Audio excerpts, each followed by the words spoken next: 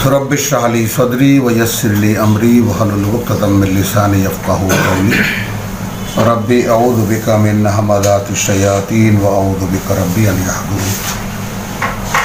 बिस्मिल्लाहिर रहमानिर रहीम। कुरान मजीदेर 90 নম্বর सूरा सूरतुल बलद। ला उक़सिमु बिहाज़ाल बलद, নয় আমি শপথ করছি এই নগরীর, এই যে এই নগর, বিহাদাল বালাদ ওয়া আনতা হিল্লুন বিহাদাল বালাদ ওয়া ওয়ালিদিন ওয়া মা ওয়ালাদ লাকাদ খালাকনাল ইনসানা ফি কাবাদ। এই কথাটা বলার জন্য তিনখানা শপথ। আমরা এর আগে চারখানা শপথ দেখেছি আগের সূরায়। একটু দেখবো, ওয়াল ফজরে ওয়া লায়ালিন আশরিন ওয়া শাফঈ ওয়াল ওয়াতরে ওয়া লাইলে ইযা ইয়াসর। এখন এখানে খুব সুন্দর করে যে ব্যাপারটা সমাধান করে দেওয়া হয়েছে সেটার জন্য পরবর্তী সূরায় আর এর ব্যাখ্যার প্রয়োজন নেই। হাল ফি যালিকা কাসামুন লিযি হিজরিন, মানে প্রতিভাবান যারা, সতর্ক যারা, সচেতন যারা, তাদের জন্য এই যে শপথগুলো করা হলো, এর মধ্যে কি সে কিছু খুঁজে পেল? একটা প্রশ্ন যে কেন আল্লাহ এই ফজরের শপথ করলেন, 10 রাতের শপথ করলেন, জোর বেজোরের শপথ করলেন এবং রাতের শপথ করলেন সেই রাত যখন তা চলে যেতে থাকে। হাল ফি যালিকা কাসামুন, এই যে শপথগুলো এর মধ্যে কি লিযি হিজরিন, সচেতন যারা, এখানে লিখছে বুদ্ধিমান ব্যক্তি,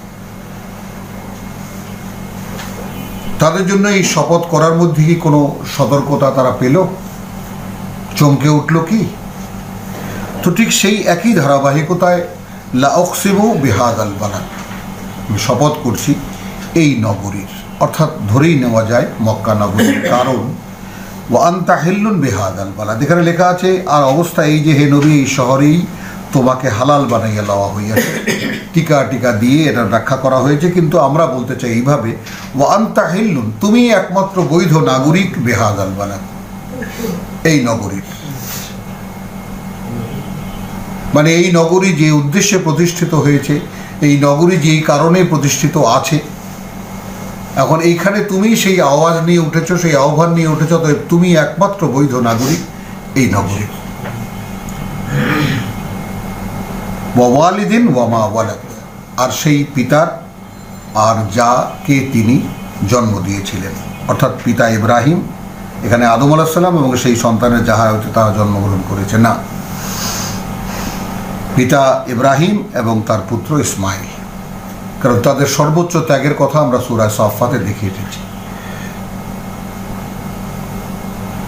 শপথ সেই পিতার যাকে দিয়ে এই কাবা পুনরায় নির্মাণ করা হয়েছিল, এবং সেই পুত্রের যে সর্বোচ্চ নিদর্শন স্থাপন করে গেছে এই পৃথিবীতে।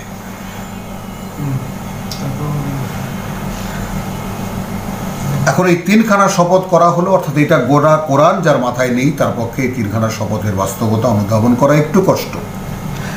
লাকাদ খালাকনাল ইনসানা ফি কাবাদ, এখন এই যে ফি কাবাদ, বস্তুত আমি মানুষকে কঠোর শ্রম, কঠোর কষ্ট শ্রমের মধ্যে সৃষ্টি করিয়াছি।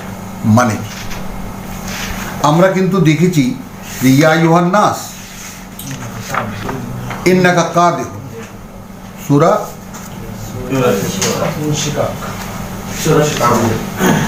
ইয়া আইয়ুহান নাস 6 নম্বর আয়াত সূরা ইনশিকাকের, ইয়া আইয়ুহান নাস ইন্নাকা কাদিহ, তুমি এক কঠোর শ্রমিক, ইলা রাব্বিকা কাদহান, তোমার প্রতিপালকের দিকে একটা শ্রম তুমি দাও, ফামুলাকিহি, তারপর গিয়ে তার সাথে দেখা করো, তারপর তার সামনে গিয়ে দাঁড়াও। তাহলে বলেছি যে প্রত্যেকটা সূরায় শেষ এই যে পারার যে সূরাসমূহ, এই সূরাসমূহ প্রথমে এসেছে, এবং প্রত্যেকটা সূরায় দেখা যায় যে একেবারে একটা বড় মুক্তা বা মণিহারের মতো তার একটা লকেট থাকে। তো একটু খেয়াল করে দেখবেন যে অনেক ভারী ভারী কথা বিস্তারে রয়েছে, কিন্তু একটি কথা রয়েছে এমন যে একেবারে রীতিমতো জাগিয়ে দেয়, ওইটা ওই সূরার লকেট ধরে নিতে পারে, ওই সূরার মূল বক্তব্য ওই কথাটারই বাদবাকিগুলো অনুষঙ্গ। তো এখানে লাকাদ খালাকনাল ইনসানা ফি কাবাদ, বাস্তবতা এই যে আমরা কার্যত মানুষকে সৃষ্টি করেছি শ্রম সাপেক্ষ, তার জীবনটাই শ্রম সাপেক্ষ। আয়াহসাবু আন লান ইয়াকদির আলাইহি আহাদ, এখান থেকেই আসে। এখন যেহেতু আত্মনির্ভরশীল, আমরা অন্য একটা ল্যাঙ্গুয়েজ ব্যবহার করতে পারি এখানে, আত্মনির্ভরশীল ফি কাবাদ, সে নিজের কাজ নিজেই করে। এবং এটা আমরা বাংলায় একটা শব্দ ব্যবহার করি, আত্মনির্ভরশীল। তো এখন কি আয়াহসাবু আন লান ইয়াকদির আলাইহি আহাদ, এখন সে নিজেই সব করে বটে, আর সে কি মনে করে তাকে কেউ ধরতে পারবে না? তাই তো হচ্ছে আমাদের ক্ষেত্রে। আমরা যেহেতু যা কিছু করি নিজে করি, তো এই জন্য আত্মকেন্দ্রিকতা আমাদেরকে পেয়ে বসে। এবং যখন একটা মানুষ, একটা মানব অস্তিত্ব যখন আত্মকেন্দ্রিক হয়ে যায় এবং সেইভাবেই যখন তার জীবন অনুশীলন চলতে থাকে, অতবার একটা পর্যায়ে আসে যে একেবারে সে আর কাউকেই মানে না।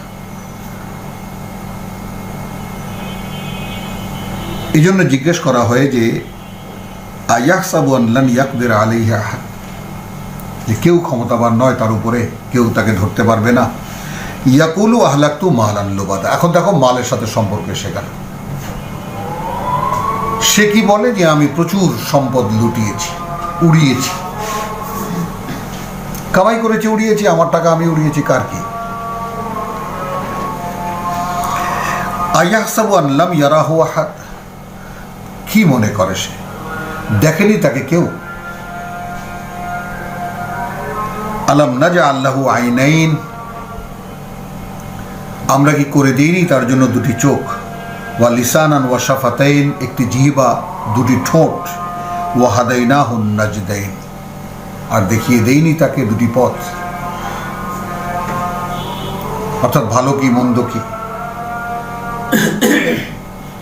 ফালা ইকতাহামাল আকাবা, এখন এখানে ফালা ইকতাহামাল আকাবা, তাহলে কেন সে আকাবা অতিক্রম করলো না? একটা পথ সুগম, একটা পথ দুর্গম।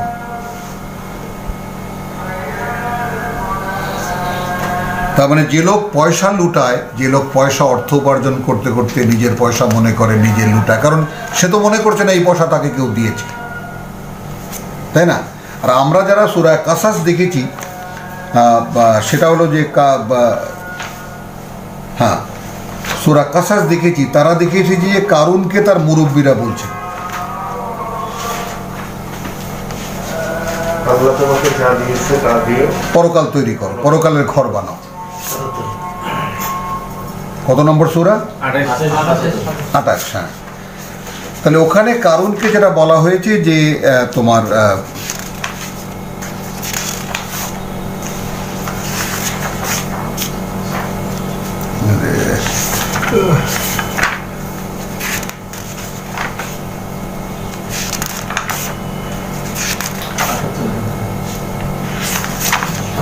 আটাইশে 77 78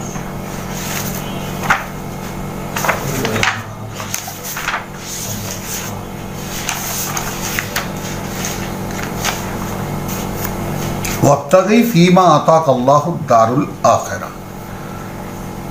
আর এ টাকা পয়সা পেয়ে কি বলছে? আহলাকতু মালান লুবাদা, আত্মকেন্দ্রিক যে মানুষটা, তার ধরনটা কি? লাকাদ খালাকনাল ইনসানা ফি কাবাদ, চেষ্টা প্রচেষ্টা উপরেই মানুষকে সৃষ্টি করেছি, তাকে তার এক্সিস্টেন্স রাখতে হলে, তার অস্তিত্ব বজায় রাখতে হলে তাকে কষ্ট করেই কাটাতে হবে।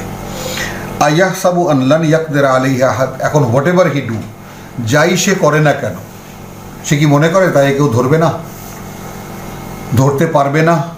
ইয়াকুলু আহলাকতু মালান লুবাদা, সে বলছে আমি প্রচুর অঢেল সম্পদ লুটিয়েছি।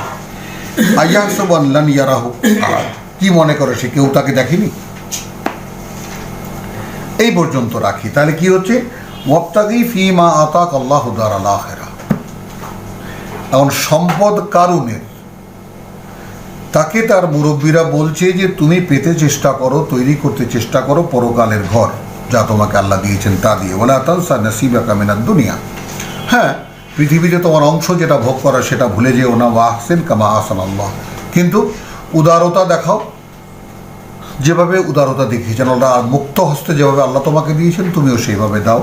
হ্যাঁ, ইলাইকা ওয়ালা তাবগি আল ফাসাদা ফিল আরদি, এই কুক্ষিগত করে, সম্পদ কুক্ষিগত করে পৃথিবীতে বিপর্যয় সৃষ্টি করো না, ইন্নাল্লাহা লা ইউহিব্বুল মুফসিদিন। ক্বালা ইন্নামা উতীতুহু আলা ইলমিন ইনদি। এই হলো যে ইয়াকুলু আহলাকতু মালান লুবাদা, আমি আমার জ্ঞান বুদ্ধি আমার চেষ্টা তো দিয়ে আমি তৈরি করেছি নিজেকে, তা আমার পয়সা আমি লুটাচ্ছি, কার কি হবে? আমাকে এমনি দেওয়া হয়েছে। তাহলে যেহেতু বনি ইসরায়েলের লোক, এই জন্য আমাকে যে দেওয়া হয়েছে আলা ইলমিন ইনদি, এমনি দেওয়া হয়নি।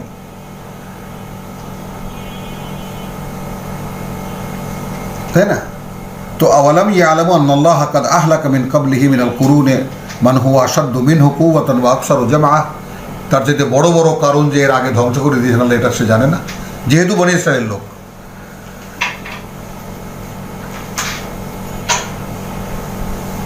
এখন মক্কার লোকদের তো কিতাব চর্চা নেই, তারা কিতাবের কোনো কাহিনীই জানে না, উম্মিয়িন।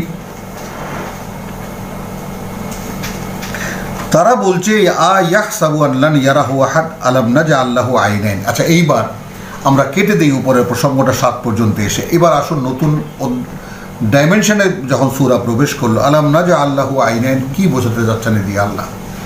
আমরা কি করে দেইনি তার জন্য 2টি চোখ এবং 1টি জিহ্বা, 2টি ঠোঁট।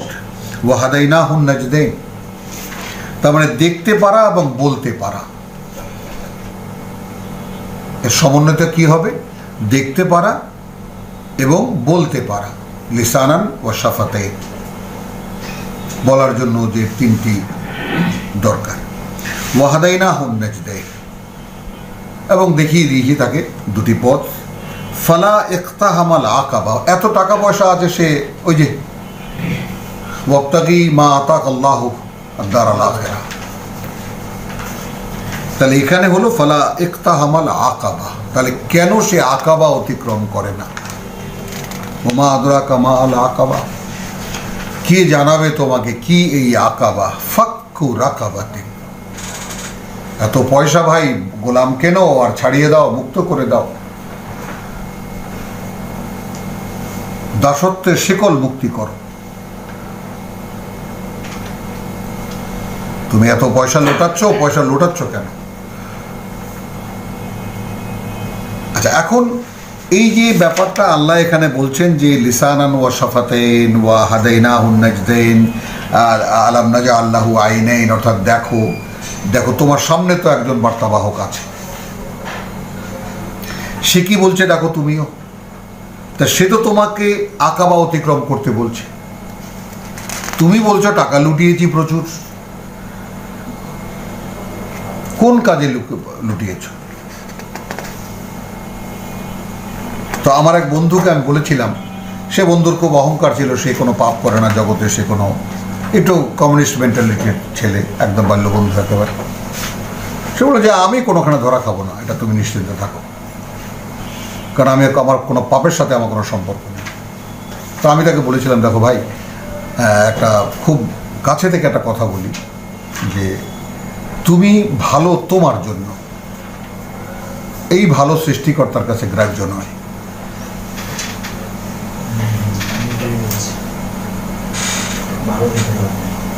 এইরকম অগণিত মানুষ এই পৃথিবীতে আছে যারা আত্মতৃপ্তিতে ভুগছেন যে উই আর এনাফ, আমরা তো ভালো। If there is any question, কেন ধরা খাবো আমি? না, পারপাস হতে হবে, তুমি কেন ভালো, কার জন্যে ভালো। তাহলে এই যে আমি প্রচুর টাকা লুটিয়েছি, আচ্ছা ভাই, ওইকেই যদি বলা হয় যে ভাই একটা গোলাম এখানে খুব নির্যাতিত হচ্ছে, আপনি টাকা দেন না, একটু ছাড়ে দেবে না। মদের আসরে লক্ষ টাকা উড়িয়ে দিয়ে আসবে, তাই না? নাচনেওয়ালির পায়ের কাছে দিয়ে আসবে টাকা বটে, কিন্তু ওই টাকা কোনো কাজের বেলায় বলো যে ভাই এখানে তো একটা কল বানিয়ে দিলে 10 জন মানুষ পানি খেতে বাঁচতে পারে, হবে না। কারণ তার বোধেই এটা আসবে না, যেহেতু সে টাকার উৎসটা সে মনে করছে সে নিজে।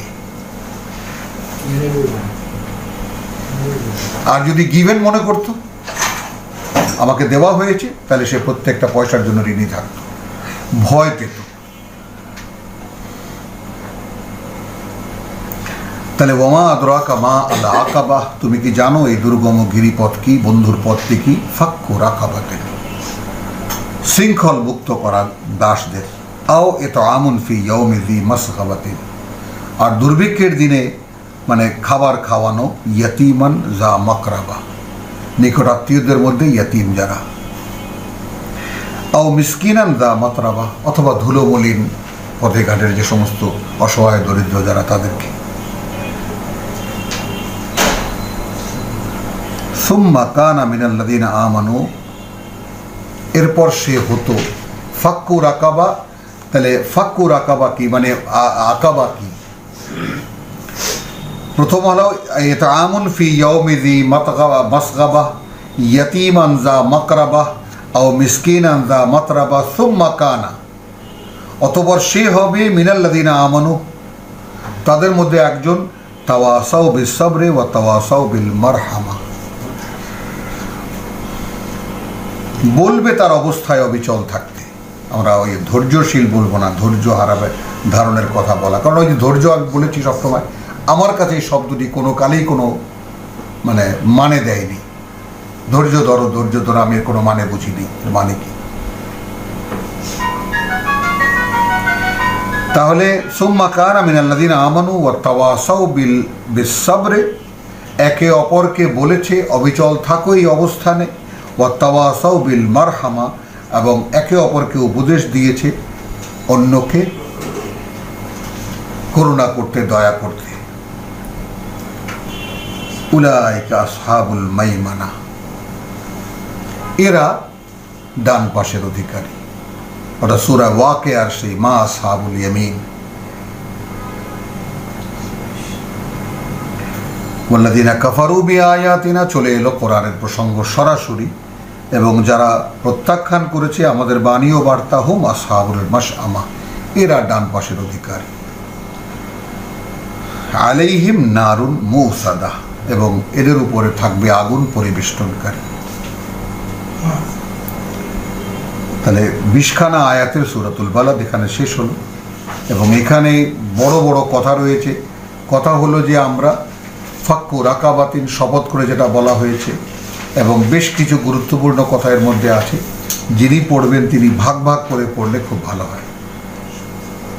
শপথের এক অংশ, বক্তব্য কি সেটা একটা অংশ, তারপর টাকা পয়সার ব্যাপারটা একটা অংশ, ব্যক্তিগত পর্যায়ে সেটা এসে কি হলো, তার করণীয় কী ছিল, করণীয়টা দেখার, এবং তারপরে কি হলো উলাইকা আসহাবুল মাইমানা, পরিণতি দেখা।